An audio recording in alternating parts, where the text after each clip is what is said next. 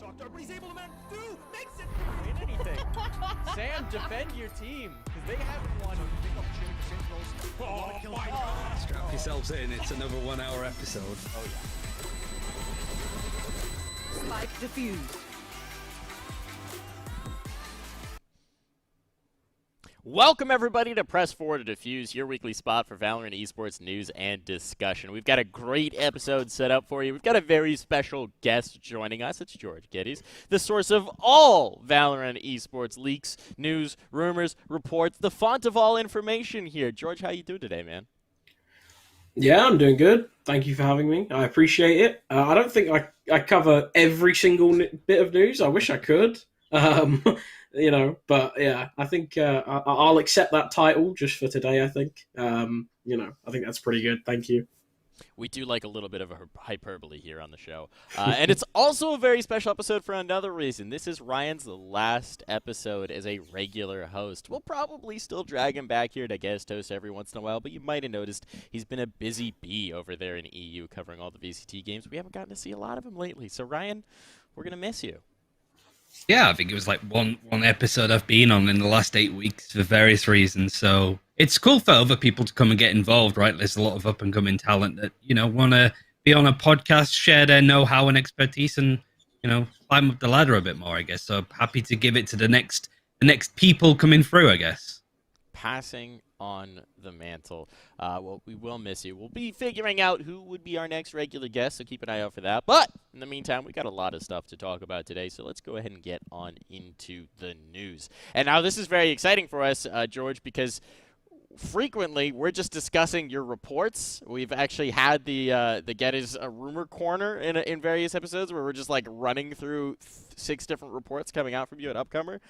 So now we got you to talk about them live, and we're going to be talking first of all about Andbox. JC Stani is out of Andbox. That's the first big news. Thwyfo's also headed back to XSET on a loan. And based on your reporting, it also seems like Ye's out of the team. What's going on with Andbox, man? Yeah, so Andbox is a pretty complex situation. What happened recently, obviously, with the practice thing, that was the report that I put out. Basically, Thwyfo, I have no idea how to pronounce that guy's name, by the way. It's actually impossible. And obviously, JC and Ye were not seen practicing with the side. And it was made pretty clear to me that JC was the one who was going to be cut first, and obviously, this is what's happened. So it's sort of par for the course. Obviously, Andbox didn't play very well. They were looking to make changes, and now it's sort of come to fruition, I guess. Obviously, Andbox hasn't revealed where Ye's going. I don't even know where Ye is going, but he's certainly not going to be playing for Andbox, I believe. So that's for certain. But yeah, other than that, I think Thwyfo, the deal with him was, I believe it was a loan with an option to buy at the end. And the deal just didn't come to fruition. Thwyfo didn't want to stay with them. And I think it was, I think it was just better he goes free agent and finds another team again. But I believe he's still under contract with XSET, but he won't be playing for the main roster. Those guys have been playing really well, so I don't see them making any changes anytime soon, and I don't think they will. But yeah, so JC was the most obvious removal from what I know internally. Ye wasn't removed, obviously, due to performance. He's probably one of the best players in NA, and it's pretty obvious that he's likely going to be poached by someone, whether that be like a top organization that currently has, that isn't looking for players or whatever. Just maybe it's a bidding war. I don't really know, the full situation right now. But I believe he won't even be playing for Andbox again, I don't think. Got to imagine his services are in high demands. I mean, Ye's been an absolute monster through the last Challenger cycle here in North America. He's been dropping ridiculous numbers. There was that seeding game where I don't even remember the number. I just remember it was absolutely absurd in a one-map run here, Ryan. Do you have any idea where he might end up? You want to take some guesses? Stabs in the dark? No idea. I'm going to say to wind up Mike's that he's going to Envy because that seems to be the common connection that people seem to make. And yeah, Mike's just gets bombarded with people because obviously it's not announced, but he's coaching Envy at the moment, but it's not an official one. He trials now and again. But yeah, I think it's effectively a good way to wind Mike's up by asking him is Yay coming to envy at that point. But I think Ambox as an org is looking to be very involved in Valorant in the future, right? They love a franchise. They're in the Overwatch League with Excelsior, the Subliners with the Call of Duty League. So I think that they're playing the long game, and with the resources they have, they could put together a scary team. But a shame that they'd be losing Yay because he's a player that you build a roster around, right? It is. He's a 10-pole player, and it does seem like, I mean, I'd have to imagine it's a decision where he's motivating it, where he's saying, look, I want to go somewhere, I want to compete now, I want to be able to make a place. I don't want it to be, do I drop 40 in a map and we win, or is there just a genuine opportunity for me to be a part of a roster, almost the tens in C9 effect, where we had that situation of the star player doesn't want to have to be the only star. And that Ambox team feels like they've gone through a fair bit, right? Like, Seb got benched. I know that Seb wasn't necessarily popping off in the server, but he's the kind of guy who could be a real big glue guy, where people, in my experience, really like to play with him. So you imagine there's an identity change going on there. There's some culture changes going on. Like, it's just shifting, and maybe it's time for you to get out. My guess, my shot in the dark, T1. I think he goes to T1. That's my shot in the dark right now, because I think T1 might be going through some changes. So, I don't know. That's my complete shot in the dark. Yay to T1. I'm going to throw it out there. If I'm right, I'm an Oracle. I'm a prophet. George, how would you rate the likelihood of me being a prophet on 1 to 10?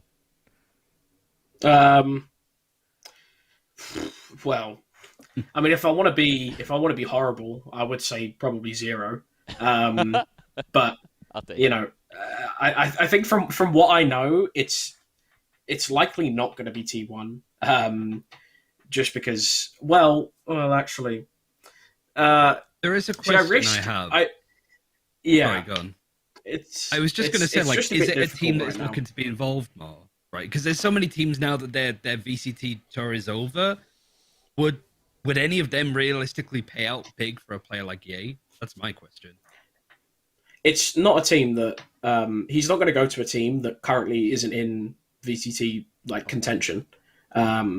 That's for certain. Just for the teams that I've heard that are looking for him and have made approaches towards him. There's quite a few. Obviously, there are some front runners. I can't release this information yet, just because it's not confirmed. It's all unconfirmed reports. He's not signed anywhere yet, I don't believe. So I'll have to keep those cards pretty close to my chest for now. Whether it will happen soon, I don't know. But I believe it would be my prediction. This is just speculation. He'll be playing for a new team for Berlin. Okay, so he's going to be playing for this Challengers playoffs as opposed to a team that's looking to make it through the last chance qualifier then. I mean, I think most likely, yes. Okay.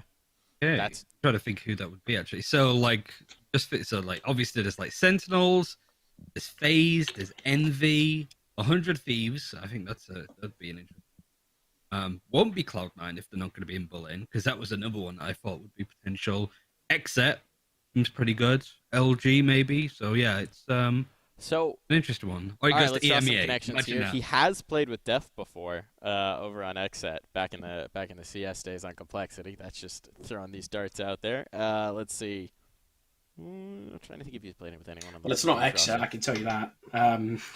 So I don't know if that's something. Psycho's thanking you for not I don't need to get all of these DMs being so you're signing. No, of course it's not Exet. No, let's get out the red thread. It's I'll not just Exet. start tying all the connections here. I mean, why would Exet sign him, right? They've just got Zekken. They've got Def now. They've made really smart roster changes. I always credit myself for saying, the signings of Zekken and Def were actually really positive, and I think I was one of the few to say that this team is actually going to be really really good. So. Yeah, I don't know why the logic is that they would make any changes, but it's not Exet, no. Yeah. I don't think there is logic to it. I'm just trying to draw any possible tenuous connection here. See what we can get. All right, moving on. So Dwight back to Exet bench. Pretty much a free agent, presumably some sort of buyout attached to him. Although I would guess that Exet is fairly motivated to move him. Do you know if they're really trying to sell him or hang on to him, or if they're just trying to No, they offer him complete freedom. You know, Threefo is one of the guys where, you know, he's not like a rude player. He's really easy to work with, from what I know.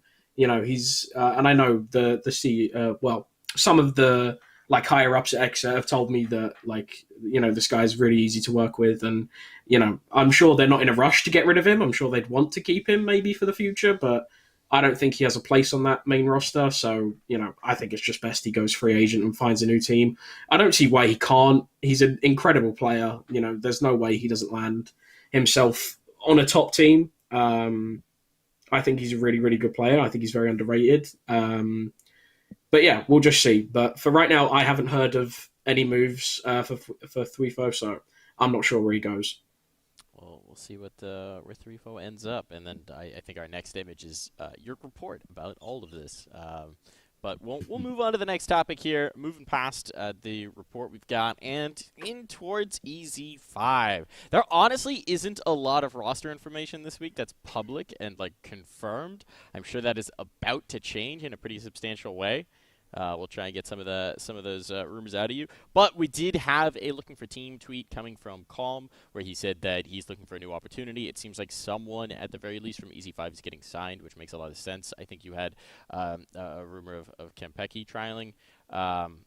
So it seems like maybe it'll be Kempeki who gets picked up. But like this has been an EZ5 team that's been doing really well. It is a bummer to see them go their separate ways. But again, the landscape kind of looks like we're unlikely to see new orgs picking up whole teams recently. I don't know. What do you make of this here, Ryan?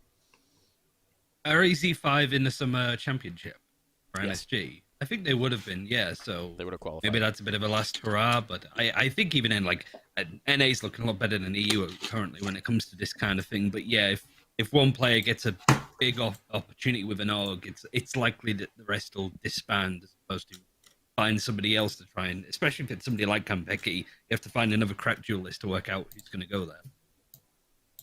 Now, it was Kempeki was trialing for Anbox, right, George? Is that what we had going on? Yeah. You know what's going on here? Mm-hmm. Yeah, so Kampeki was trialing for Ambox. He was alongside, I believe, Alex and Cooper were trialing. Obviously for Ye and Threefo in my report. But I think with Com, I think it's been really difficult for him personally. I'm good friends with Com. I think he really deserves a team. You know, he's a great player. But the problem is that there's no like big organizations looking to come in, right? Like I've messaged quite a few, and they've all got back to me saying, sorry, we're focusing on our main rosters. Like, I don't know, I think like Misfits got back to me, and they were saying like we're not looking for anything.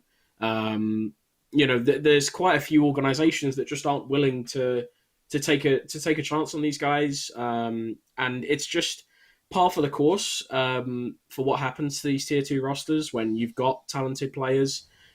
They just end up getting poached. You know, for example, like Ex Noble when they had Levy, and now he's gone to TSM. Like, obviously, every player is going to jump at the opportunity to grab them, right? You know, it makes complete sense.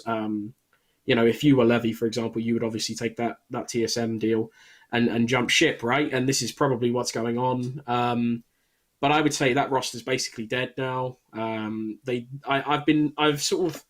known for quite a few weeks that they were trying to, well, they weren't trying to disband, but I think that they were sort of going on that direction.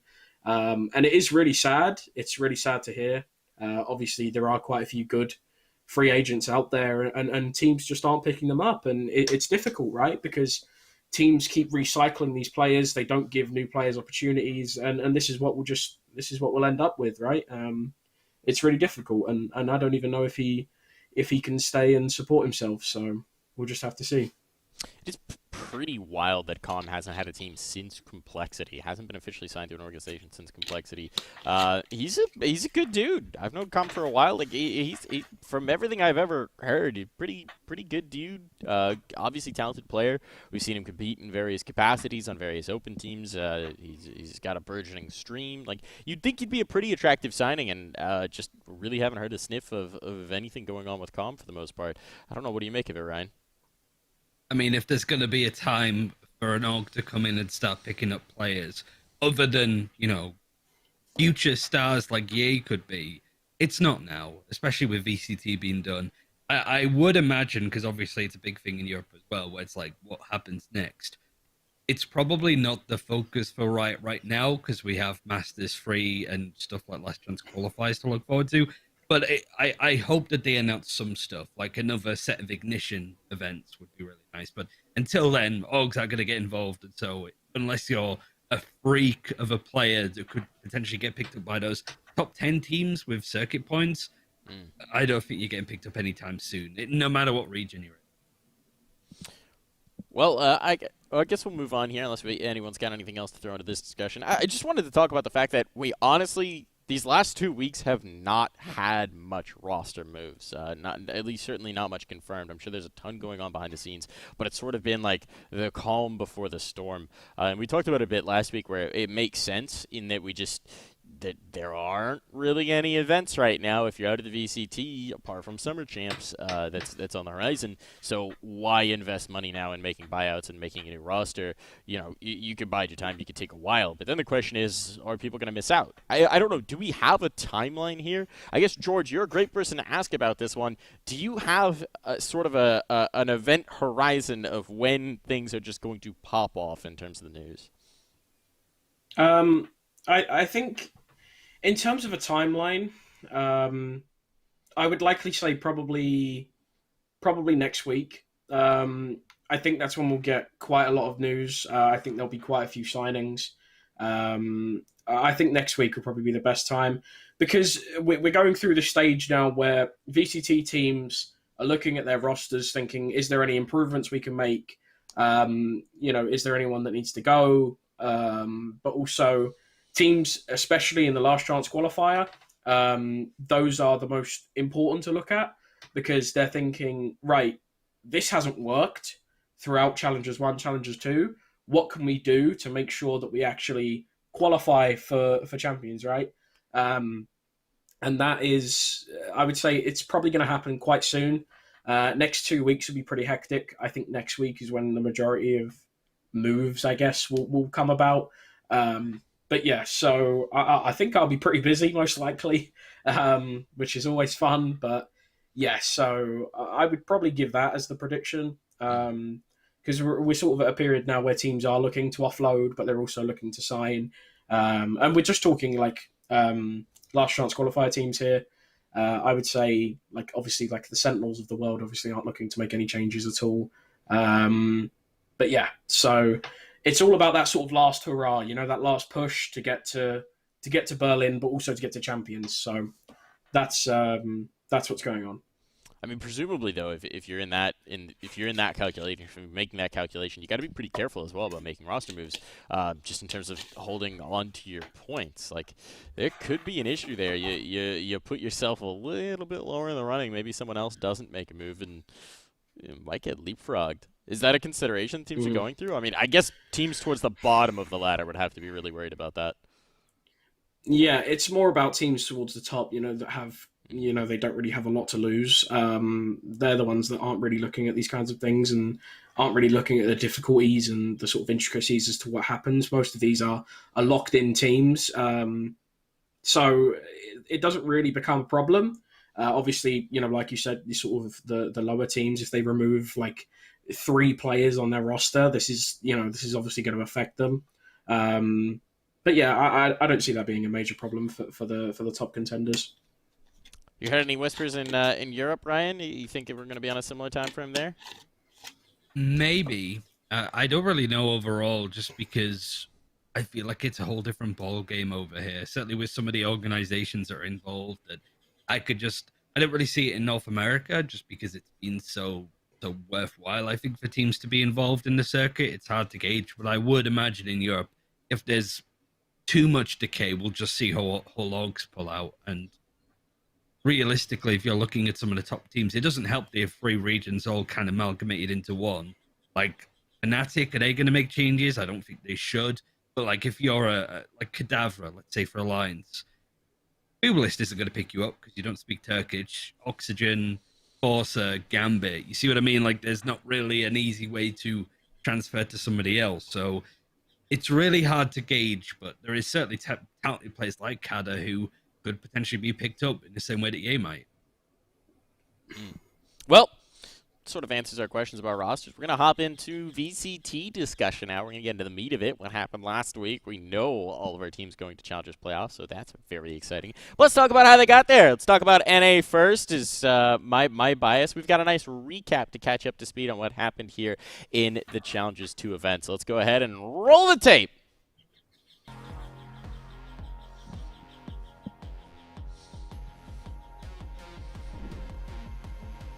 For him to be able to play off of this, and he's just might miss out, but no, collateral pressure. And Penny gets flashed, looks away. Defuse! No way! The rounds to broken corners. Won't get it. Ang swinging as well. Corey Odorous. He's somehow gonna punish for 2. Odorous coming up huge, and even for a third Odorous. Really where Reyna starts to come alive, and he just dismisses at the perfect time. Surprise! And a great shot. Dash with this. Oh my god! Those are all onto the shoulders of Sean. And of course, who's down below? Oh my goodness! Position's been spotted on the other side of yellow, has to pull off the spike, knows it was at least tapped. There's the big kill. Oh, now the pressure is on here for Bang. Bang's got to find multiple kills. Great slow orb. Bang is trying to lock it down. Quick shot coming out from Leviathan. Automatic is swapped to the rifle. Fast dash onto the site. With time being of the essence, he goes vertical. A little bit off guard. The knive's going to work out masterfully off the back of the recon dart. There's Automatic going flying and putting on a display.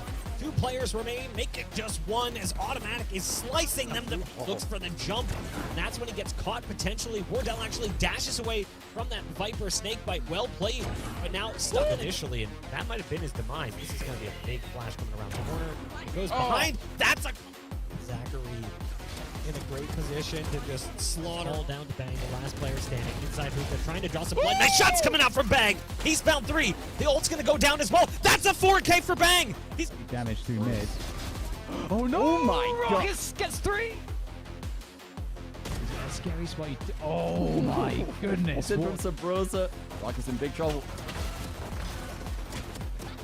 Oh my god, Corey is just making things happen here, but Baby Bay still alive with the knives. Able to get one more. Oh, beautiful stuff from Baby Bay. Just bang left. Can Baby Bay close it with the Blade Storm?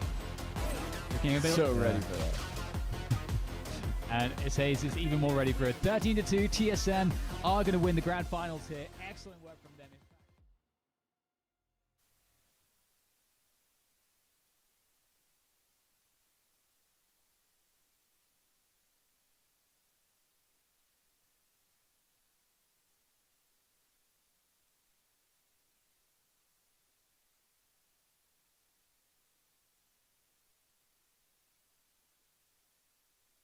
A lot of fun. How did we feel about the 4 teams that made it through here, George? You can hit me with your hot takes. Well, I have to say welcome back because you were muted for like the first 5 seconds, but it's okay. Yeah. It's fine. But yeah, so I think going over what happened in Challengers 2, I would say I think the one surprise for me would be TSM because when I was speaking to some of the some players and some coaches regarding TSM, they weren't convinced. They were a bit they were a bit surprising for me. They played very, very well, and it's like this new roster just looks rejuvenated. I was very, very impressed actually. The way they played was really impressive. I think they look much more like a unit when they were playing. And I think they actually played very well, and they surprised sort of a lot of people, in my opinion. Because when you look at TSM and their results, they aren't the team that wins these kinds of tournaments. Throughout history, they just don't do it. They haven't been performing very well, but now that they have they got Levy and Bang now, they've just played insane. And I don't know, it's like they've just flipped the switch and now they're good. I sort of don't really understand. But yeah, I think this event just goes to show that some practice and some new pickups can make a big difference. I think another team that definitely surprised me as to how well they played was Rise. I think Rise looked very good. Rise, Luminosity, they both looked really impressive.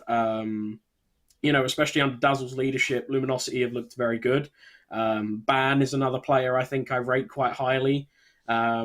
You know, and I think FaZe coming in, they've also played very well. So all in all, I would say I'm impressed with most teams, actually. You know, I think V1 is probably the only disappointment for me. Pioneers didn't really have that much expectations, although they do have quite a good, solid squad. You know, coming up against sort of the best, I don't know whether they'd be sort of up to. You know, I think they got kind of unlucky, right? KCP are a bit of a weird one because I think they can beat anyone, but they can also lose to anyone. So it's a bit weird for me. But yeah, I'm not surprised. I think this was quite a reasonable, you know, quite a reasonable bracket, and I think TSM just played really well, and they fully deserved the win. Absolutely. I want to harp on the TSM point here a little bit more because it did feel like TSM needed this win. Like, this is great for their stock in terms of just inspiring faith in the scene. I also have in my notes here Bang Bangs, which seemed to be the story of their last few series in the bracket. What do you make of this TSM squad here, Ryan?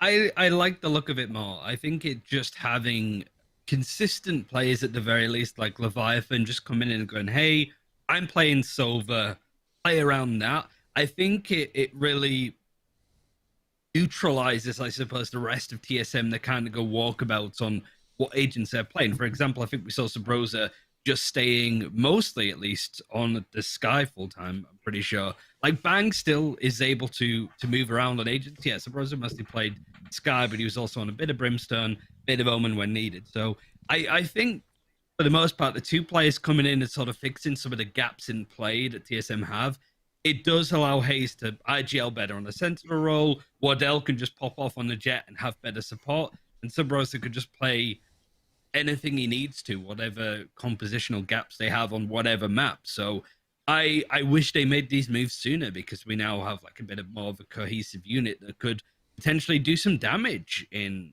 the regional finals of North America. Like, I think there's a chance that they could just slip in towards the end and get top 3 potentially, just because they have that momentum going.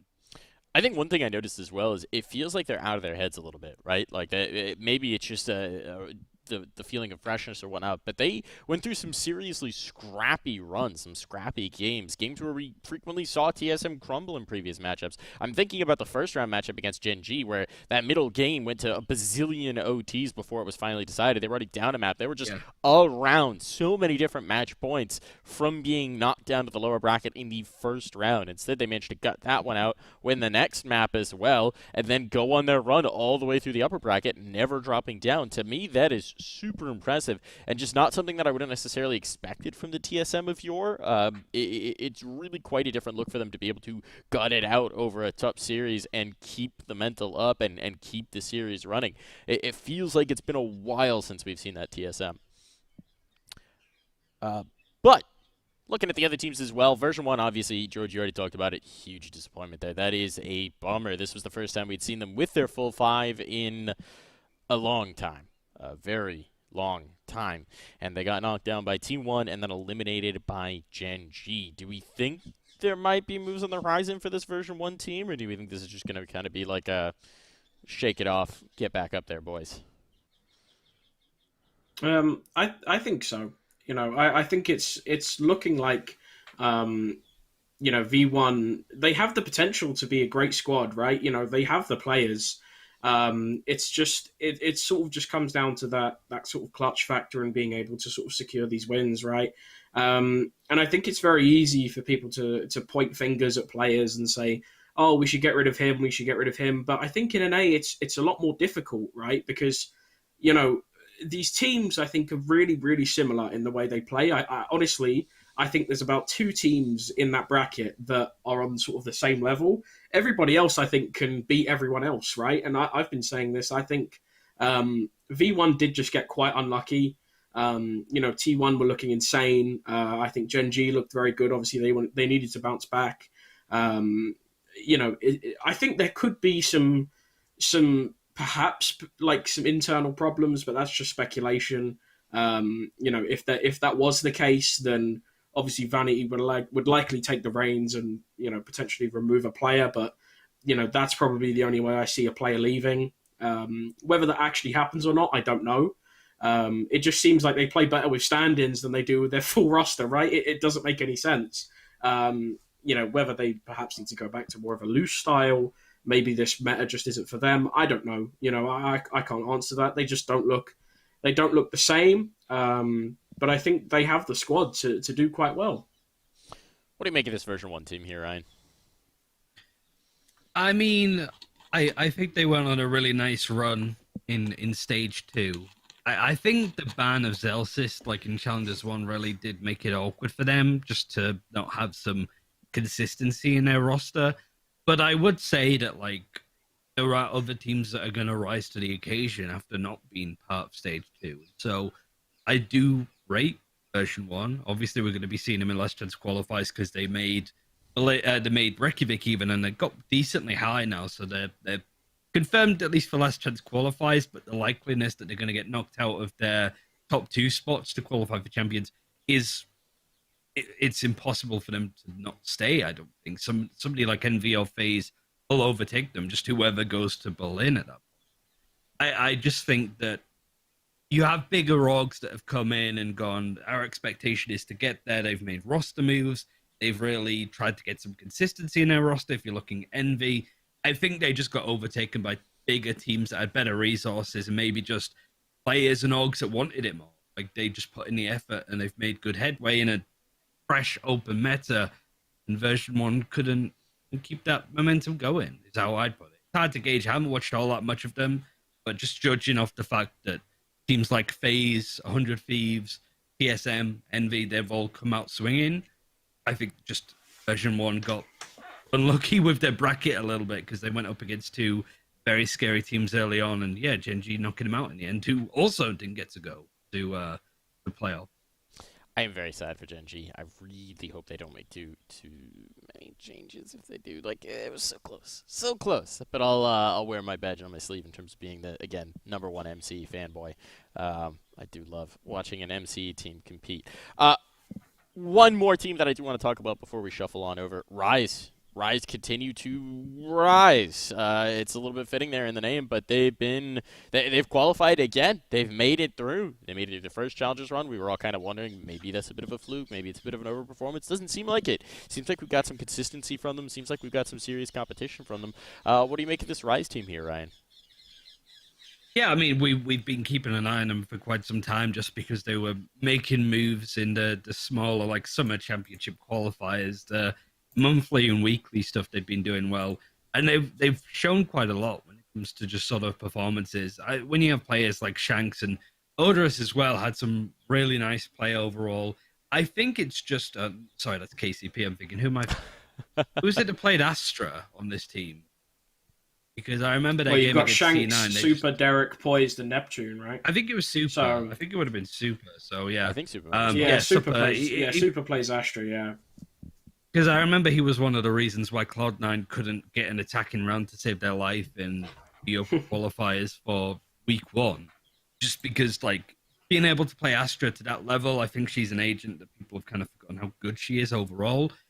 They were well prepped, and for those that had been paying attention and watching consistently the Tier 2 and Tier 2.5 scene in North America whilst VCT was going on, Rise were doing well. I think just people didn't really want to pay attention because ESIC reports and all of the rumors and allegations that have been made to some of the players, right? Like, that's just, it feels, the amount of times I've seen, I really want to support these guys, but I'm going to wait until reports come out. It's sad for these guys because their success has been overlooked, I suppose, by those kind of things going, but you can't argue that they're all talented players, and Rise deserves to be in that top 8 in NA. Well, I've entered the mental state where that ESIC port will just never come. It's just never going to happen. So don't worry about it anymore. It didn't exist. It never existed. It was all just a fever dream at this point. What do you make of this Rise team here, George? Yeah, I think Rise are sick. I've rated them quite highly. I've messaged quite a few of them. I know they speak to me, and they've said, you know, we've done a lot of prep work for this, and I think they've actually shown that they are, you know, they can compete with these top teams, right? you know, the majority of the time when you think of Rise as an organization, you look at it and you go, well, it's not really like the top tier. It can't really compete with, you know, the TSMs, the Gen Gs of the world, right? But, you know, looking at this bracket, they actually played relatively well. You know, they defeated FaZe, who went on to go and finish in the grand final, right? So, you know, this Rise roster has incredible talent. I think Super especially, I think he's extremely underrated. I think he's an incredible player. Obviously Shanks as well, you know. And I believe Ryan mentioned the ESIC report, right? I've not heard anything regarding that report. I've not heard anything regarding any of the players involved. I think it was about 6 months ago I heard some names, but ever since then it's not really sort of evolved into anything. You know, I don't know if that report is even going to come out at this point. I believe it will. I don't know when. But right now we've just got to sort of operate under the belief that Rise are here to stay, and I think that's certainly you know, that's certainly a valid point to make, and I think Rise are definitely one to watch for sure. They're definitely interesting. We'll hop across the pond. We'll talk about EU Challengers too here, so we don't get too bogged down in this. DCT EU Challengers, Liquid and Giants qualify. Giants Gaming. Only 2 teams can make it through this one because it's the EMEA playoffs, so it's even more of a massacre than the NA one. How do we feel about Liquid and Giants making it through? Do we feel they deserved here, Ryan? What do you think? I'd just say, like, Team Liquid, they look so rough during the early parts of these qualifiers because Scream was playing purely KO. It was only until they got to that lower final against Fnatic and the grand final against Giants that they started putting Scream back onto agents like Jet initially in the best of 5 against Fnatic, and then started playing Reyna and Sage, and letting Yampy play the Jet against Giants. So Liquid are always kind of a frustrating team to watch in that regard because they're so up and down. They look best when they change to a composition that clearly takes the other team by surprise. It was difficult for Fnatic to really get a gauge on what Team Liquid were about to do compositionally. I'd say that Team Liquid have done well to prove a lot of people wrong. Winning this week of challenges was good for them. I think it's what they did last time as well when they got to Reykjavik, is they obviously qualified week 2. I don't think they won it. I think Fnatic did in that best of 5. Then they made their way through to EMEA, won EMEA, and then placed 4th in Reykjavik. So I do think the Team Liquid gets slept on because when they look bad, they look rough. And yeah, Giants Gaming, just... Me and Dinko watched and Silva as well, who was doing the observing for us in production. When we did the upper qualifiers, we were watching Giants predominantly, and you could just tell that it was a well-drilled team with solid fundamentals. They had a lot of flow charts of, oh, if the team does this, move here in this position, get ready for that. If the enemy team of these ultimates play like this, play off the site, play much more aggressive, you could just tell that Giants had a lot of game plans going. And I don't know, just David P and Ambi were just such solid additions to the team. It was nice to see them fully realized because people in the pro scene, the Spanish scene, nobody was really expecting Giants to be this good. So the fact that they surprised and got the sort of final slot in EMEA is a really nice feeling and shows why open qualifiers are super important for this kind of thing. It's pretty awesome. I'm a big Hoodie fan here. Big Hoodie stand till the day I die. He played really well. How do you feel about this Giants team here, George? Yeah, I think Giants are pretty good. Obviously, they sort of kind of came out of nowhere. You know, this Giants team previously, you know, before they had these new additions, weren't really anything to sort of write home about. You know, they weren't getting into these final sort of stages of events and stuff. But you know, they played really well, and I'm very impressed. But again, the problem is that obviously because it is only a few best of 3s, I don't know, you know, and a best of 5, obviously. You know, I don't know how much we can sort of discuss about it and whether Giants will be sort of really, really good going forward, because there is this sort of, what's the word, like kind of this stigma surrounding like David P teams.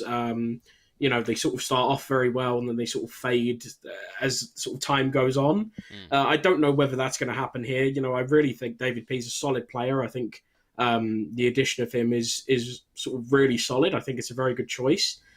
He's definitely good enough to be playing at this level. You know, so I'm not really surprised by that. But, you know, beating Fnatic and Team Liquid is definitely something to to sort of note. Whether they can do it again, I don't know. I think when you look at see, this is the problem, right? Because you look at other teams like Team Liquid, Fnatic, you know, they haven't been consistent recently, right? They haven't been, you know, the sort of dominant teams we once saw, right? They are getting defeated by some of these teams, right? And now they're not playing to their previous performances, but and this is what happens. You have teams like Giants that come in well prepared. They come in with some really good players, you know, some new additions, and this is what happens. They defeat these teams. So I think it was a bit unlucky that they didn't win the event, but I think Team Liquid are just all around a better team. So I think it's good. Whether they can do it again, I don't know.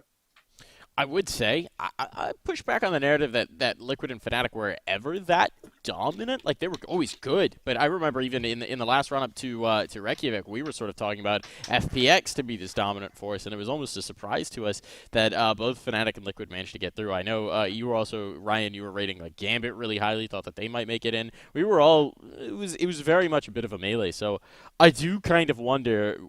Honestly, I think the fact that Liquid and Fnatic again made top 3 in this event is almost encouraging for the consistency within the scene. It is a heartbreaker for Fnatic, though, isn't it?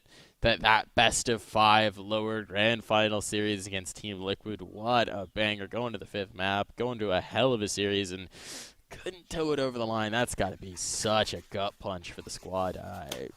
It's got to be rough. But It's rough. I guess we'll move on here. We'll talk about Challengers playoffs here. A lot of shake-up here in EU, but let's go ahead and get back to NA for a little bit. Talk about the Challengers playoffs that we've got going. We know our first-round matchups. Now, this bracket only shows the upper bracket. There is a lower bracket. Don't worry. We're not going back to the dark days of single Elim. You just don't need to know about it because you know how a bracket works at this point, folks. But 3 teams out of this qualify to Berlin. So the upper final teams, and then whoever makes it out of the lower final as well, will qualify to Berlin.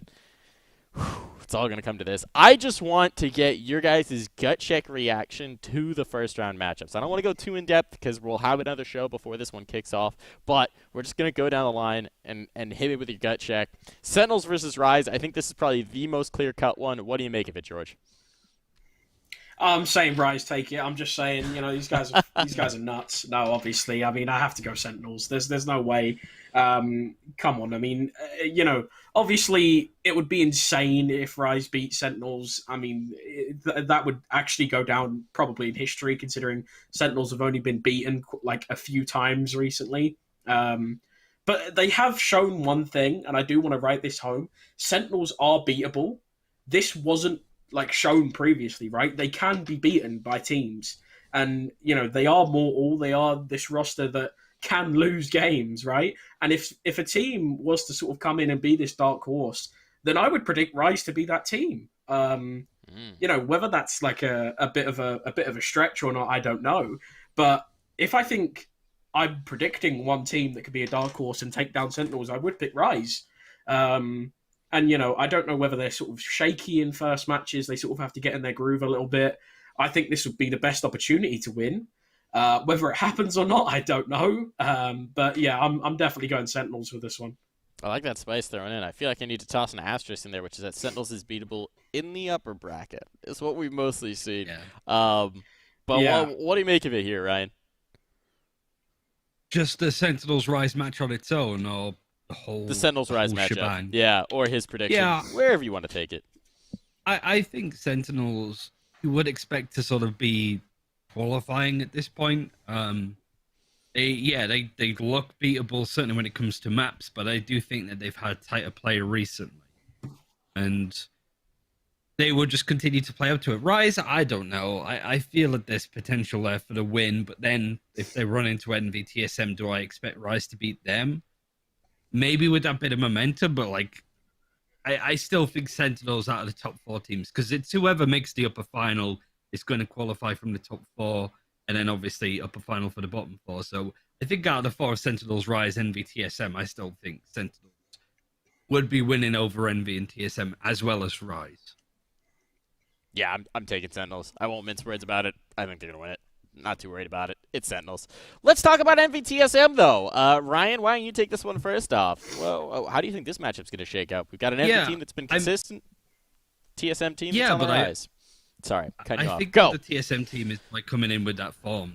That's the scary part, really. God, it's hard to really gauge because they're two very different teams. I think just the fundamentals of Envy and Nice, but they have been just a little bit quiet. It's hard to gauge as well based off seeding because I think once those teams qualify, I mean, we saw a huge amount with the grand finals of week 2, the clown fiesta that it was between the teams, just because it wasn't important to them. It came down to seeding, and honestly, it benefited FaZe to lose more than it was for TSM to win. For this reason alone, when you're looking at the bracket, right? So, saying that, I do think that Envy, I need to see more out of them. This is a great chance to take version 1's insta qualification spot when it comes to circuit points, getting second. I need to see them beat TSM for them to be considered the top team that people consider them to be, right? It's a challenge. I think Guild have a similar bracket in EMEA where it's like, if you want to step up and be a big boy in North America, these are the teams that you have to beat. So I do think Envy. How do you feel about this matchup, George? Oh, I completely agree. I think Envy are in the situation where they need to sort of prove themselves now. You know, this is the chance, take it by the neck and beat TSM. You know, come up against Sentinels, prove you can actually be one of these teams that, you know, we talk about when we talk about the Sentinels of NA, right? So, you know, it's difficult for me. I think out of every single match here, I think Envy TSM will be the most difficult to predict. You know, I think both of these teams are somewhat similar.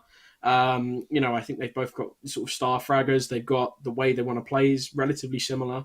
But I think overall, I would say with TSM's momentum and the way they've been playing, I would say they do have a good chance. Whether that means they could beat Envy, I don't know. Because I do rate Envy and I do think they have the potential. And I'm still yet to see it out of TSM because they have looked good, but they haven't come up against the sort of, you know, the Sentinels and the Envies of the world, right? It's just whether Envy wants to win this and take that extra step, you know? So, yeah, I would probably take Envy in this one. I think during scrims, I know they have quite a lot of fun, so I'll definitely be looking out for this match for sure. Yeah, I think I lean the same way. I think this is going to be really fun to watch, but I'm going to give it to Envy. I will say, narrative-wise, because I do love me a good narrative, this is where Envy has started to struggle, right? They've always been the team that's super consistently made it to this last step to make the big show. They've never had a problem getting to this point, and they've usually dominated getting to this point, and then it's sort of that last hurdle of getting the international event, getting to the big LAN, getting to the big qualifier, winning the tournament. This is where they tend to stumble a little bit. So it would be nice if they could rewrite that. We haven't seen them compete for this kind of thing since Marv was added, but kind of fun. So the NAFPX is how I describe it. Yes, exactly. The NAFPX, the team that should win but never seems to be able to. Moving on down, 100 Thieves, FaZe Clan. Who do you think's taking this one, George? I think FaZe take this. I don't know if that's a sort of a tentative prediction. I think FaZe are just a better team. I really rate what FaZe have done. I think Coach Trippy's done quite a good job. I think FaZe definitely take it, in my opinion. I know quite a lot of people rate 100 Thieves. You know, some people say 100 Thieves are better strategically. They do have some incredible fraggers. But I think I like living on the edge. You know, I like predicting these sort of teams that come through close and actually can make a run here. I think it'll be pretty controversial for me to say FaZe win, but I'm going for it, man. I'm saying FaZe win this. Baby Bay, Baby J, I think they're solid players. I think they're actually really underrated as well, the fact that they work together so well, even though they do have very similar names that are really annoying to cast, I'm sure. I think FaZe take it. I think it's controversial to say, but I think they do. I think we've got our first certified hot take here, Ryan. You going to join him in jumping into the abyss? Nah, not at all. I honestly, it all blurs into one doing Europe and then sort of watching NA, but I remember watching 100 Thieves beat Envy to qualify. And it was just a really good-looking 100 Thieves that we've never realistically seen anymore. It's just a team that looked like it was firing on all cylinders. Ethan looked like the kind of player that people were expecting him to be when he joined from CS in the first place, because found his footing. I think when he started playing Sage and stuff, or Omen, it didn't look comfortable. But I think his Sky, he looked like he knew the game and was able to play it well. And I think a win over Envy, with everything that we've just said, is a testament as well. FaZe, it's hard to gauge. They could just come in and frag out in the server. And I don't want to be the kind of guy that says they don't have any tactical prowess. They do. Their fundamentals are okay. But I just think that 100 Thieves are a lot tighter as a team. And again, much like Envy, this is a real test. This is how you show that you're a top 3 team in the region, by beating a scary team that's FaZe Clan. I also think that 100 Thieves is one of those teams that's really going to have benefited from the time that they've had off to kind of work in the lab and scrim and figure things out. You would imagine that they're a team that would benefit from that time. So I'm going to throw my coins in with 100 Thieves, but we'll move on here into the XSET Luminosity one. I know you've been talking a lot of good things about XSET, so I'll serve this one up to you first here, George. You going to stick with your boys on XSET there? How are you feeling about this matchup? Of course. I'm repping the set all the way. These guys are I'm sorry. These guys are incredible. No, right? you can do it. We can swear on the show. Swear my life out of. Honestly, I think these guys are incredible. I'm trying to limit my swearing. I think people get really annoyed the fact that I swear in every sentence, so I'm going to stop doing that now. even my parents are sick of it, right? But I think XSET are really, really, really good. I think they're sort of one of these teams that have benefited very well from Def's leadership. I think Zekken is. I've spoken to him a few times. I made a feature on him. I think Zekken will be probably one of the next best players in the region. I have a lot of good things about this side. BCJ as well, I think, is incredible. I think XSET's sort of like the unknown members regarding the team have sort of stepped up and made themselves known against these incredible teams. But I'm repping the set all the way. I think they're taking it. And I think they can probably go all the way. I think Sentinels will probably be their only real opposition. I think Envy potentially as well. But yeah, I think XSET take this. Yeah. All right, XSET prediction here. What do you think, Ryan? I think the same. Like, it depends what your boy Dre, what kind of Dre we see, to be honest, because he's been unreal the last couple of days. But XSET, I'm confident in this team as it's been going forward. I think they're showing a lot of goodness at the right time. I think that they can certainly qualify. I think they're favorites out of that bottom 4 team, to be honest. Alexa clearly agrees from the sounds of it. But yeah, it's one of those things where I just think that they're on paper probably not the organization that you look at and go, they are going to Berlin because they're exceptional, especially when you have 100 Thieves and FaZe Clan in that sort of bracket as well. But I just think XSET, even out of all 4 of those teams, is on one. But we've seen a bomb out of Masters events twice already as the first team to drop out. So might be nice. 3rd time's the charm to break that curse that they have going on. I'd love to see it. I'll throw my coins in with XSET too. And now I'm just going to ask for a very quick shot. We're running out of time here, but I'm just going to ask for your 3 teams. No qualifications, no justification, no explanation. Who's making Berlin? Hit me with it, Ryan. Who's your 3? Sentinels, XSET, 100 Thieves. All right. George, who's your 3? I mean, do you know what? I'm going to throw a curveball in there. I'd say Sentinels, XSET, FaZe. That's what I'm going for. All right. I'm actually at the exact same prediction as Ryan. I went through the bracket earlier, so I'm going to go with the Sentinels XSET 100 Thieves. Be boring about it. We'll head over to EU very quickly before we wrap up this show. The EMEA Finals is happening as well. I hate staggered brackets. I hate them so much. It's dumb. It's not a good way to do these. Can I just say that real quick? Anyone disagree with me here? Why? Anyone have any? 16. They're annoying. I just don't understand. Just expand the bracket. Expand the bracket. Add more teams or reduce the number of teams. Just make it so you don't have this. Why can't we just have a straightforward format, you know? Anyway, first round matchups. Na'Vi versus Liquid. Winner plays Ascend. Who's winning out of Na'Vi and Liquid, and can they beat Ascend? George, what do you think? I think Liquid beat Na'Vi here. I mean, Na'Vi are obviously a really good team in the CIS region. Whether they're sort of on par with the likes of Gambit, for example, I don't know.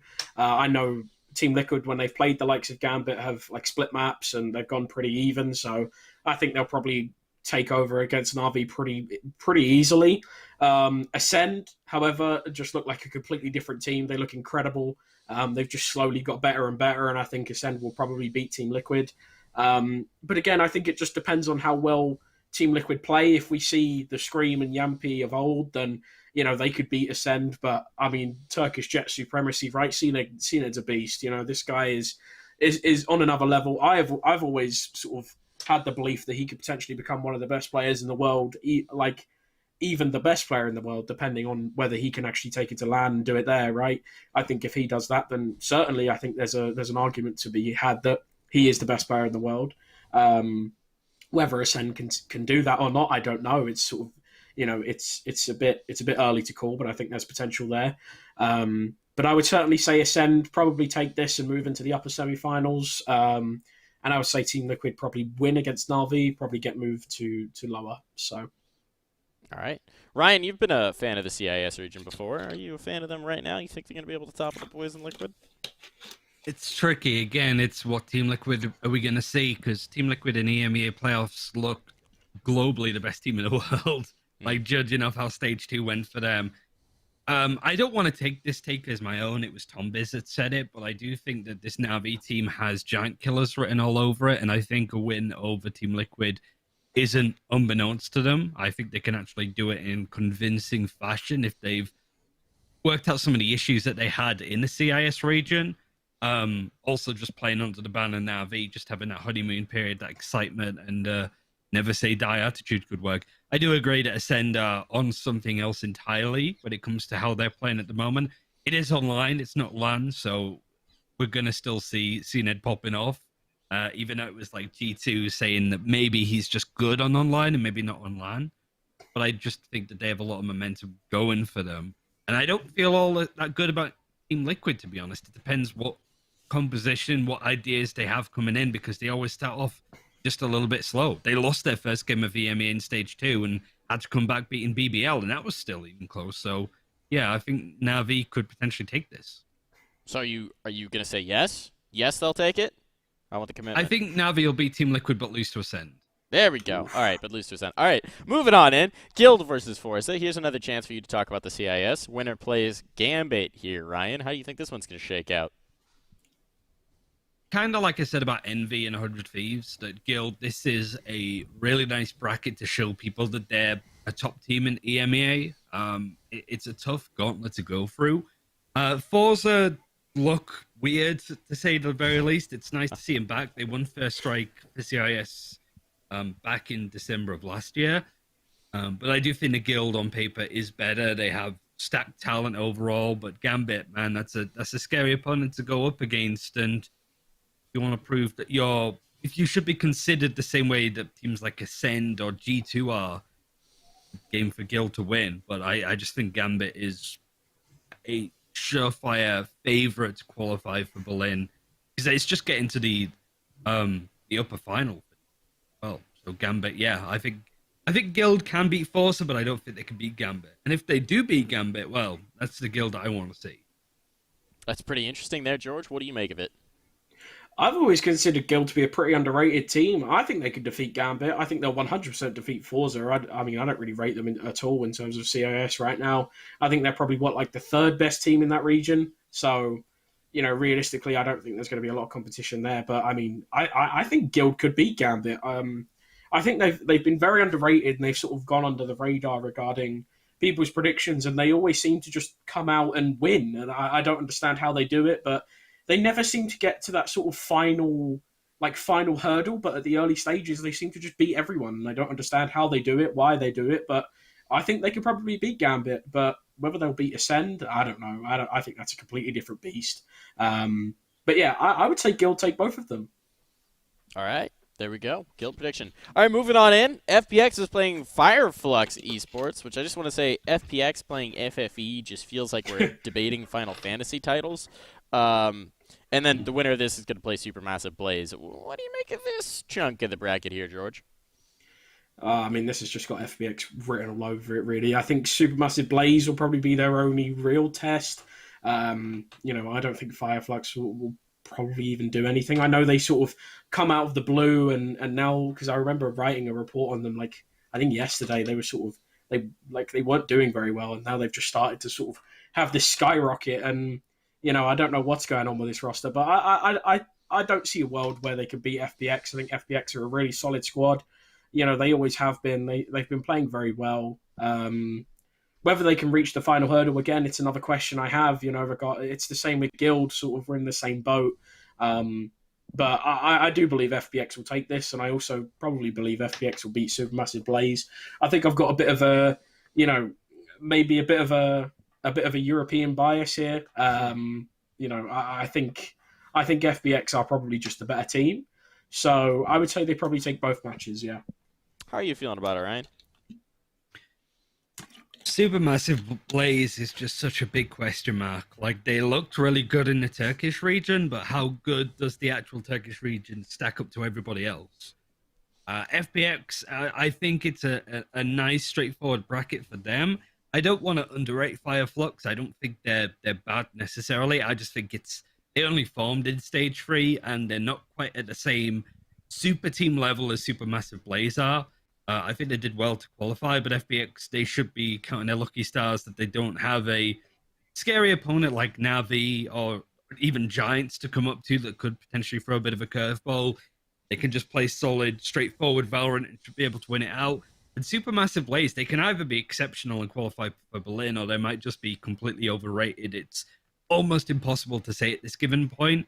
I think they've got some exceptional players, like Russ and Izzy as a duo look insane. But again, you're looking at a region that is typically very hot-offy, very aggressive. What happens if you slow the tempo of play down, which is what FPX are going to do, right? So I think that FPX, it's not so much like Guild where you need to prove, it's just you need to prove that you don't suck anymore, FPX. And this is a great bracket in order to show that you can deal with scary opponents, but you're better on paper, so you should be beating them. Yeah. This, again, it should be very straightforward. We just saw that region flop the last time we saw international competition. The Turkish region just did not. Everyone was sort of building up, hyping them up, and then, but maybe not. So I think there's a lot to prove for that region. Speaking of which, Oxygen Esports versus Giants. Winner plays G2, the supposed new G2 super team. How are we feeling about this last chunk of the bracket here, Ryan? Ooh, G2, I think I've got like the nicest bit of the bracket so far. I do like and have supported Giants going on this run, but I think you could definitely tell towards the end that they were running out of fumes a little bit. I think they were really going up against some tough competition that had experience being that high up. I do think the Giants could beat Oxygen. I'm not too high on this Oxygen team, even though they're at least consistent in the same way that Guild and FPX are. But I don't see neither Oxygen or Giants being able to beat G2 with how well they're playing and how much they've been improving, even over like stage 3 that we've seen from them so far. But I think that Oxygen, they got further than people maybe expected last time. I think they can do the same again here. David P. Revenge arc, you think we're going to get it, George? Yeah, I mean, I think in terms of storylines, I mean, obviously Giants versus G2 will be huge, right? I don't see a world where Oxygen win this match. I think Giants are probably the better team. I'm sure there'll probably be a lot of preparation going into it. I think Oxygen are one of these teams where they look really, really good, and then they sort of like fall at the last hurdle again. I know recently, I think it was in was it Challengers 1 or something? They defeated like Supermassive Blaze and then lost to them, right? So it's very up and down for this roster, and I don't know whether they've got the talent and the strategies to actually beat Giants. I think Giants have proven that they can have the potential to be a good squad. This is what I was saying earlier. This is your chance, right? If you want to prove why you can hang and why you should be considered a good team, this is your chance. You beat Oxygen, you beat G2. Yeah, fair enough. I'll put you up there. But for right now, I don't consider you a top team. I don't consider you part of a Team Liquid or etc. Right? I don't consider you an FPX. So this is what I mean. It's time for Giants to sort of prove why they can be at this level. Whether they have the skill or not, I don't know. I think beating G2 would be a huge, huge ask. I think G2 have actually played very well. They've completely destroyed my prediction. I thought G2 would suck, but they don't. These guys are actually playing really well. So, yeah, I think I was wrong on my prediction with G2. I'll happily admit that. I know Calder like to sort of clown me for that, and that's fair enough. Completely understandable. I was completely wrong. But yeah, I think G2 probably take it. But if Giants want to prove that they can hang, then you beat G2. I'll consider you part of that squad. You know.